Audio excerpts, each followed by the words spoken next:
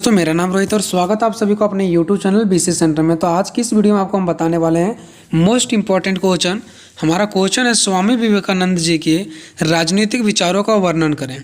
ठीक है, तो स्वामी विवेकानंद जी के बारे में अगर आपको कोई भी विचार लिखने के लिए आता है तो ये आपके सेम आंसर होंगे। ठीक है, चाहे क्वेश्चन किसी भी तरीक़ा से आपको घुमा करके क्यों ना दे दे। ठीक है, तो चलिए हम वीडियो को स्टार्ट करते हैं। अगर चैनल पर नए हैं तो चैनल को सब्सक्राइब करके दोस्तों में शेयर करें, क्योंकि इसी प्रकार के वीडियो बहुत ही आसान लैंग्वेज में लाते रहता हूँ। ठीक है, देखो ये आंसर सबसे पहले देखिए यहाँ पे स्वामी विवेकानंद जी के बारे में आपको बताना है। ठीक है, उसके बाद हम पढ़ेंगे इसके राजनीतिक विचार के बारे में। ठीक है, अगर कोई भी बड़े विद्वान व्यक्ति के बारे में अगर आपको से क्वेश्चन पूछा जाता है तो सबसे पहले ये होता है कि आप उसका डिफिनेशन बताएंगे, यानी कि उसका परिचय बताएंगे। ठीक है, तो हम आगे हैं सबसे फर्स्ट ऑफ ऑल परिचय पे।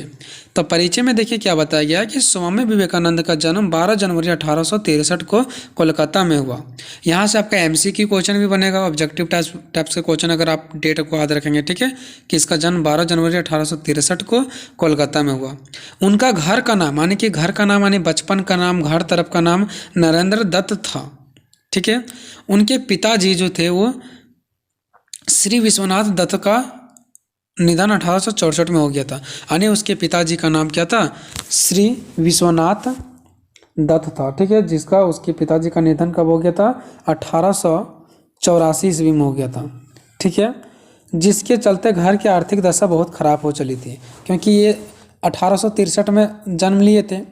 अब इनके पिता 1884 में मृत्यु हो गई इनके पिता का, तो उसकी वजह से क्या हुआ, इनके घर की आर्थिक स्थिति यानी कि कंडीशन बहुत ख़राब होने लगा। एक वक्त का भोजन भी नहीं मिल पाता था। जरा सोचिए, सच कहा गया इतिहास ने वही रचा जिसके ऊपर तकलीफ, दुख, कष्ट आता है। ठीक है, तो यहाँ पे बताया गया है कि उनका जन्म कब हुआ, उसका पिता का नाम बताया गया, उसका पिता का निधन कब हो गया। ठीक है, उसके घर की स्थिति बहुत ख़राब होते चल रही थी। ठीक है, एक वक्त का भोजन भी नहीं मिल पा रहा था। ठीक है, अब हम लोग यहाँ से देखते हैं नेक्स्ट कि 12 जनवरी को देखिए 12 जनवरी को स्वामी विवेकानंद जी का जन्म हुआ था। तो उसी तारीख को 12 जनवरी को स्वामी विवेकानंद जी के जन्म दिवस पर भारत में युवा दिवस मनाया जाता है। ठीक है, तो आप सभी को याद होगा कि जो भारत में युवा दिवस मनाया जाता है वो इन्हीं यानी कि स्वामी विवेकानंद जी के जन्म अवसर पर ही ये जो भारत का युवा दिवस है वो मनाया जाता है। ठीक है, चलिए अब हम लोग नेक्स्ट बढ़ते हैं। विवेकानंद जी का जीवन काल जो है बहुत ही छोटा रहा।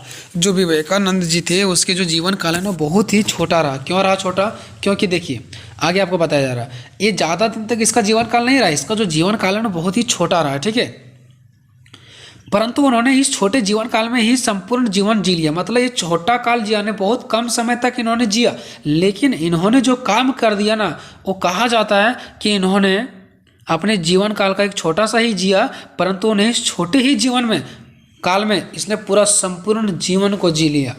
ठीक है, इतने छोटे काल में ही उन्होंने इस देश, समाज और धर्म को बहुत कुछ दिया। सोचिए कि इसने ज़्यादा समय तक नहीं जिया, कम ही समय तक जिया, लेकिन इस समाज को, इस धर्म को, इस लोगों को जो उन्होंने दिया उसके तौर पर हम ये कह सकते हैं कि इन्होंने छोटे से जिंदगी को जीते हुए भी उसने बहुत बड़ी जिंदगी को प्राप्त किए हैं।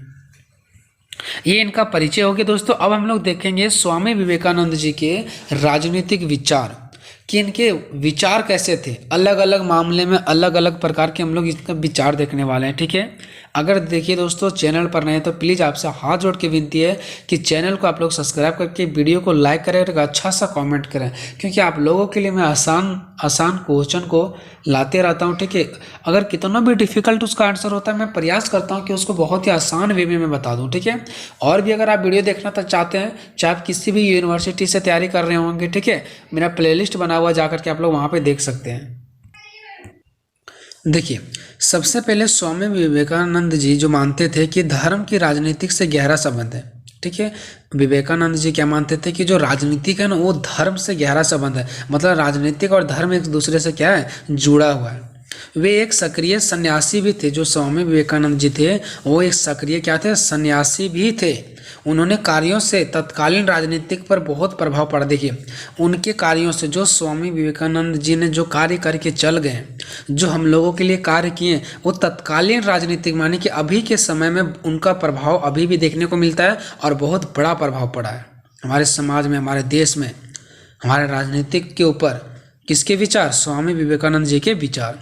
स्वामी विवेकानंद जी के राजनीतिक विचारों को निम्नलिखित बिंदुओं द्वारा स्पष्ट किया जा सकता है, ठीक है। यानी कि स्वामी विवेकानंद जी के जो राजनीतिक विचार थे वो अलग अलग तरीके पर अलग अलग प्रकार के विचार थे। वो कौन कौन थे, चलिए हम लोग देखते हैं।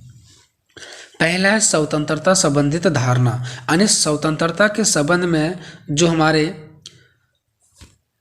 स्वामी विवेकानंद जी थे उन्होंने क्या कहे हैं उसके बारे में हम लोग देखेंगे, ठीक है, कि स्वतंत्रता के ऊपर उन्होंने किस प्रकार के विचार दिए स्वामी विवेकानंद जी।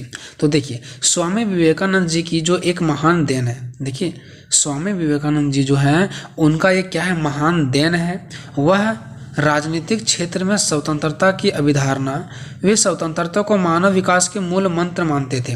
मतलब स्वामी विवेकानंद जी जो थे ना, उस स्वतंत्रता को ही क्या मानते थे, मानव विकास का मूल मंत्र, कि जब तक स्वतंत्रता मानव को नहीं प्राप्त होगा तब तक मानव का विकास हो ही नहीं सकता है। इसलिए मानव विकास का मूल मंत्र मानते थे किसको, स्वतंत्रता को।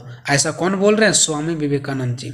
किसी भी वर्ग, किसी भी जाति, किसी भी धर्म विशेष की बपोती नहीं है स्वतंत्रता, कि कुछ खास व्यक्ति के पास ही स्वतंत्रता होगा और हमारे पास नहीं होगा, ठीक है। अगर मैं अपना साधारण लैंग्वेज में बोलूँ तो ये किसी बाप का नहीं है स्वतंत्रता, ये सबका है, सबके पास होगा, सबका विकास होगा, ऐसा कहना था स्वामी विवेकानंद जी का, ठीक है। जहाँ जीवन है वहाँ स्वतंत्रता आवश्यक है। अगर हमारा जीवन है तो वहाँ पे मुझे स्वतंत्रता मिलना चाहिए, वो जरूरी है हमारे लिए। व्यक्ति और समाज के विकास में स्वतंत्रता अति आवश्यक है, यानी व्यक्ति का विकास करना हो, समाज की विकास करना हो तो वहाँ पे स्वतंत्रता बहुत ही जरूरी होता है। स्वामी विवेकानंद जी का एक कथन यह भी था कि हमें ऐसे सामाजिक बंधनों को समाप्त कर देना चाहिए जो हमारी स्वतंत्रता के मार्ग को अवरुद्ध करते हैं, जो हमें स्वतंत्रता दिलाने से रोकते हैं। वह काम जो हमें स्वतंत्रता नहीं दिला सकते हैं, वैसे सामाजिक बंधनों से हमें क्या करना चाहिए, मुक्त होना चाहिए। वैसे सामाजिक बंधनों को समाप्त किया जाना चाहिए। ऐसे संस्थाओं के विकास में सहयोग देना चाहिए जो स्वतंत्रता के मार्ग पर अग्रसित हो, यानी जो हमें स्वतंत्रता देता हो, वह विचार जो स्वतंत्रता की बात करती हो उस पर हमें क्या कर देना है, जोर देना है, सहयोग देना है, ना कि जो हमें स्वतंत्रता को छीनती हो उस पर हमें जोर देना है, ठीक है। तो कुल मिलाकर के स्वामी विवेकानंद जी स्वतंत्रता के बारे में यहाँ पे बताना चाह रहे हैं, ठीक है, कि स्वतंत्रता हर व्यक्ति को मिलना चाहिए। अगर उनका जीवन है तो उनके पास स्वतंत्रता अवश्य ही होना चाहिए। हमें वही रास्ता, वही विचार अपनाना चाहिए जो स्वतंत्रता की बात करता हो। तो ये हो गया स्वतंत्रता संबंधित विचार, ठीक है। अब हम लोग देखेंगे दूसरा, राष्ट्रवाद संबंधित धारणा। ये आप लोग खुद से भी आप लोग लिख सकते हो। राष्ट्रवाद मतलब स्वामी विवेकानंद जी एक राष्ट्रवाद थे, लोगों से प्यार करते थे, वो भारतवासियों के गरीब से बहुत प्यार करते थे, बस यही सो लिखना है, ठीक है। तो स्वामी विवेकानंद जी की दृष्टि में भारत के हित सर्वोपरि था, यानी कि भारत का हित, यानी वो भारत के लिए, हितों के लिए सोचते थे, वो भारत के लिए ही मर मिट जाना चाहते थे, ठीक है। और वे सदैव उसका चिंतन किया करते थे, और वे सदैव हमेशा भारत के लिए क्या करते थे, चिंतन किया करते थे, ठीक है। वास्तव में स्वामी विवेकानंद जी एक सच्चे राष्ट्रवादी थे, एक संत के समान, वो एक संत भी थे, ठीक है। समान उनका लक्ष्य समग्र मानव जाति की सेवा था। वो चाहते थे कि पूरा समस्त ब्रह्मांड में सभी मानव जाति का क्या हो, सेवा हो, मानव जाति का कल्याण हो। परंतु उनमें देशभक्ति था, राष्ट्रवाद की भावना उपस्थित था, अतः वे भारतीय जनता को निर्धनता तथा अज्ञानता से मुक्त कराने के लिए प्रयत्नशील रहे। मतलब वो क्या करते थे, हमेशा वो राष्ट्रवाद के व्यक्ति थे, उनके अंदर राष्ट्रवाद की भावना था। वो हमेशा निर्धनता यानी गरीबों से व्यक्ति को मुक्त करना चाहते थे, अज्ञानता यानी जो व्यक्ति के पास ज्ञान नहीं होता था उससे मुक्त कराना चाहते थे, और उनके अंदर ज्ञान की बातें भरते थे, ठीक है। तो ये थे हमारे स्वामी विवेकानंद जी राष्ट्रवादी। नेक्स्ट है सांस्कृतिक राष्ट्रीयता। देखिए संस्कृति के बारे में इन्होंने क्या बताया, ठीक है। देखिए भारत विदेशी साम्राज्य के अधीन था। आप सभी को पता है कि अंग्रेजों के गुलाम थे भारत, ठीक है।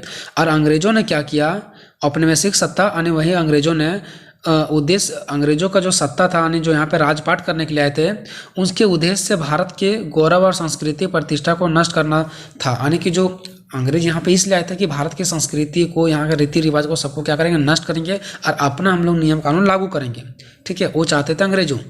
लेकिन हमारे स्वामी विवेकानंद जी थे, वो देश के लिए इस कठिन घड़ी में भी स्वामी विवेकानंद जी का अभ्युदय हुआ, यानी कि उनका क्या हुआ, उदय हुआ। इस कठिन परिस्थिति में जब अंग्रेज लूट रहे थे उस टाइम हमारे स्वामी विवेकानंद जी जैसे व्यक्तियों युवा का क्या हुआ, यहाँ पे उदय हुआ और स्वामी जी ने धर्म तथा संस्कृति की महानता को जनता के सम्मुख स्पष्ट किया कि हमारे धर्म कितना बड़ा है, हमारा जाति क्या है, हमारा संस्कृति रीति रिवाज क्या है, सभी लोगों को, भारतीय लोगों को उसने परिचित करवाया। और इस परिचित से सभी लोगों क्या हो चुके हैं, जागरूक हो चुके हैं, सभी लोग जाग गए। ठीक है, यहाँ तक कि अपने पुस्तक भारतीय सभ्यता एवं संस्कृति का विकास एक पुस्तक है, उसमें से भी ये स्वामी विवेकानंद जी के बारे में लिखा गया। क्या लिखा गया कि जो स्वामी विवेकानंद जी है ना, उन्होंने विदेशों में भी वेदों और उपनिषदों के प्राचीन आत्मज्ञान का उद्देश्य गुंजा दिया। मतलब वेदों और उपनिषदों कि जो प्राचीन बातें यानी कि वेदों में जो चीज़ें हैं यानी कि संस्कृति रीति रिवाज के बारे में विदेशों में भी झंडा गाड़ दिए हैं। ठीक है, ये सब चीज़ें बता करके लोगों को जागरूक कर रहे हैं। ठीक है, ताकि हम लोग जागरूक रह सके और हमारा रीति रिवाज संस्कृति को कोई नष्ट ना कर सके। समाजवाद, देखिए स्वामी विवेकानंद जी एक समाजवादी व्यक्ति भी थे। विवेकानंद एक सच्चे समाजवादी थे। उस धर्म में विश्वास नहीं करते थे जो ना विधवाओं के आंसू पोंछ सकते थे तथा ना ही अनाथों के मुंह में एक टुकड़ा रोटी की ही पहुंचा सकते थे। देखिए वे व्यक्ति एक समाजवादी जरूर थे, लेकिन वो उस धर्म में, उस समाज में विश्वास नहीं रखते थे जो कोई विधवा हो और उसके कोई आंसू पोंछने वाला ना हो, वैसे समाज में विश्वास नहीं करते थे। बच्चा अनाथ हो, उसको एक कोई टुकड़ा रोटी नहीं दे सकता है, वैसे समाज में ये विश्वास नहीं करते थे। ठीक है, जो गरीबों की देखरेख करे, वैसे समाजवादी व्यक्ति थे इन्होंने। वे मानते थे कि भरपेट भोजन पहली आवश्यकता है व्यक्तियों को। जनता को यह सुख प्राप्त होगा तो वह स्वयं अपना वृद्धि कर लेगा, वह स्वयं आगे बढ़ जाएगा, लेकिन पहले उनको ये सुख तो प्राप्त हो। झोपड़ियों में रहने वाली जनता को ही वे सच्चे व्यक्ति मानते थे। स्वामी विवेकानंद जी जो झोपड़ी में रह रहे हैं वही सच्चे व्यक्ति हैं तथा भारत राष्ट्र उन्हीं को मानते थे। ईश्वरीय प्रतिमा के दर्शन उन्हें उसी वर्ग में अनुभव होते थे। आज हम लोग क्या करते हैं, हम लोग देवता देवी अलग अलग तरीका को हम लोग मूर्ति का पूजा करते हैं। ठीक है, लेकिन एक गरीब व्यक्ति को जो झोपड़े में रह रहे हैं उनको तक हम लोग कोई सेवा नहीं दे पाते हैं, तो ये कोई फायदा नहीं होता है। हमारे असली जो ईश्वर हैं वो झोपड़ी वाले लोगों में बसे हुए, हमें उनको भी मदद करना चाहिए। ठीक है, तो ऐसा हमारे स्वामी विवेकानंद जी थे। ठीक है, कि वो सब कुछ मानते थे कि जो झोपड़ी में व्यक्ति रह रहे हैं ना, वही एक हमारे ईश्वर का प्रतिमा है। समानता का सिद्धांत, वे हमेशा चाहते थे कि सभी व्यक्ति को समानता मिले, एक जैसा अधिकार मिले। स्वामी विवेकानंद जी का यह निश्चित मत था कि राजनीतिक स्वतंत्रता का सुख केवल उसी स्थिति में प्राप्त हो सकता है जब समाज में समानता हो। देखिए उन्होंने स्पष्ट लिखा कि कोई भी व्यक्ति को सुख तभी प्राप्त हो सकता है जब उस समाज में जो व्यक्ति रह रहा है उसमें समानता हो। अगर असमानता रहते हुए यह संभव नहीं, अगर उस समाज में असमानता है, सभी व्यक्ति के साथ एक जैसा नहीं किया जा रहा है कार्य, किसको ऊंचा दृष्टि से किसी को नीचा दृष्टि से अगर देखा जा रहा है, तो वह विकास में वह व्यक्ति का आगे कभी भी प्रगति नहीं हो सकता, ना ही वो समाज का विकास हो सकता है। इस राजनीतिक स्वतंत्रता के भाव का क्रियात्मक रूप में पालन करना व्यक्ति, समाज और राष्ट्र सभी के लिए उपयोगी और आवश्यक है। मतलब इन्होंने क्या कहा कि इस राजनीतिक स्वतंत्रता के भाव का क्रियात्मक रूप में पालन करना। अब देखिए जो स्वतंत्रता हमें प्राप्त है ना, वो हमारा ये भी फर्ज है कि हम सभी व्यक्ति, हम सभी समाज उसको क्या करें, अवश्य रूप से उसका पालन भी करें। अब ये नहीं कि आपको स्वतंत्रता मिल गया तो आप उसको गलत तरीके से प्रयोग करेंगे, ऐसा नहीं। साधारण जनता के विकास के लिए यह आवश्यक है कि एक दूसरे को नीचा समझने की प्रवृत्ति समाप्त हो जाना चाहिए। मतलब हम सभी व्यक्तियों, जो जितने सारी जनता है, उन सभी का विकास हमारा तभी हो पाएगा जब हमारे मन में ये विचार होगा कि हमें किसी को भी नीचा ऊंचा दृष्टि से नहीं देखना है। देखिए स्वामी विवेकानंद जी जो थे ना, वो एक अंतर्राष्ट्रीयतावाद भी थे, यानी कि अपने देश के अलावा बाहर भी इन्होंने बहुत कुछ किया। देखिए कि इन्होंने क्या किया। विवेकानंद जी अंतर्राष्ट्रीयवादी थे। अंतर्राष्ट्रीयवादी मतलब अपने देश से बाहर वाले भी राष्ट्रों के प्रति इन्होंने क्या किया, एक अच्छे व्यक्ति थे। वे विश्व बंधुत्व के समर्थक थे, यानी कि वे विश्व के समर्थक थे। ठीक है, विवेकानंद को निसंदेह भारत से असीम प्यार था। उन्होंने क्या किया, जो स्वामी विवेकानंद जी थे उसको पूरा देश से प्यार था, लेकिन उसके साथ साथ भारत से तो उसको असीम प्यार था, वो भारत से बहुत ज़्यादा प्यार था। लेकिन इसके साथ ऐसा नहीं कि वो भारत से बहुत ज़्यादा प्यार करते थे तो दूसरे देश को प्यार नहीं करते थे, नहीं, दूसरे देश से भी उनका लगाव था। वे हिंदू धर्म तथा समाज के उत्थान के अभिलाषी थे। मतलब वो हमेशा हिंदू धर्म तथा समाज में समर्थन करते थे, लेकिन ऐसा नहीं था कि फिर दूसरे धर्म को इसने नीचा दिखाने का काम किया, ऐसा नहीं। पर दुनिया की अन्य किसी भी जाति से अथवा दुनिया के किसी अन्य भी किसी भी राष्ट्रों से उसने घृणा नहीं किया। ठीक है, ऐसे होना चाहिए हमारे व्यक्ति, इससे हमें बहुत कुछ सीख मिलता है। ठीक है, अब निष्कर्ष पहुंचते हैं। ठीक है, तो विवेकानंद जी के राजनीतिक विचारों से यह निष्कर्ष निकलता है कि उन्होंने देश में जन जागरण का मंत्र फूका। जन जागरण मतलब सभी व्यक्तियों को जागरण यानी जगाने का प्रयास किया। देशवासियों को शक्ति तथा निर्भयता के मार्ग पर आगे बढ़ाया। देखिए, देशवासियों जो हमारे देश के व्यक्ति थे उसको शक्ति प्रदान किया, निर्भयता यानी कि निर्भर बनाया उसको, कैसे हमें क्या खुद के पैरों पर निर्भर होना है, उस मार्ग को अपनाया, उसको मार्ग पर उन लोगों को चलना सिखाया। भारतीय राष्ट्रवाद के सिद्धांत के नींव उन्होंने मजबूत से रख दिया, यानी भारतीय जो राष्ट्रवाद है उस सिद्धांत का नींव जो है उन्होंने मजबूती से रखा। सभी व्यक्तियों को, जो अज्ञान व्यक्ति थे उसको ज्ञान देने का प्रयास किया। जो दलित वर्ग थे, छोटे तबके के लोग थे, उसको ऊपर उठाने का सराहनीय प्रयास किया। उन्होंने बहुत ज़्यादा प्रयास किया कि गरीब लोग, छोटे तबके के लोग के साथ भेदभाव नहीं किया जाना चाहिए। तो इस प्रकार से हमारा ये क्वेश्चन कंप्लीट होता है। दोस्तों, आपको किस प्रकार का और वीडियो चाहिए आप लोग कमेंट बॉक्स में अपना राय जरूर देंगे। मिलेंगे नेक्स्ट वीडियो में, तब तक जय हिंद, जय भारत।